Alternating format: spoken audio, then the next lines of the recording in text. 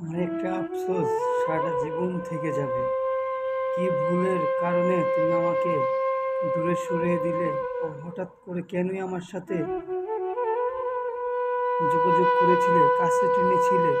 তোমায় ফোনে দেখলাম, ফোনেই শেষ। সরাসরি একটা বড় দেখার সৌভাগ্যটুক আমার হলো না। এই আফসোসটা সারা জীবন থেকে যাবে যে তোমার সরাসরি দেখতে পেলাম না। মায়াবতী, মায়াবতী, তোমার সরাসরি দেখতে পেলে কি হতো জানি না, কিন্তু তোমার ছবিতে দেখি তোমার মায়া আমি এতটা পড়ে গেছি যেটা কল্পনার বাহিরে। আর তোমাদের ছলনা আসলে খুব মারাত্মক।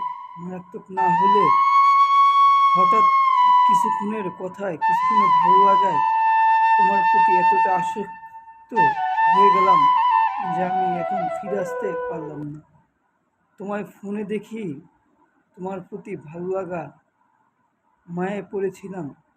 ফোন থেকেই সমস্ত স্মৃতিগুলো আমি ডিলিট করে দিলাম, কারণ তোমায় পাবো না জেনেও তোমার মায়া এখনও পড়ে আছি।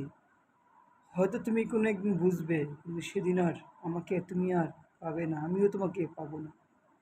তুমি হয়তো অন্য কারো সুখে সুখেই থাকবে, আমি হয়তো তোমার বেদনাগুলো নিয়ে যতদিন বেঁচে আছি ততদিন কাটিয়ে দিতে হবে।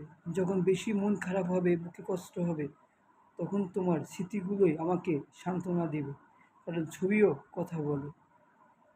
কিন্তু সারাটা জীবন একটা কথাই ভাববো, কি ভুল ছিল আমার, কেনই ছলনা করলাম। আর তোমাদের ছলনা আসলেই অনেক মারাত্মক।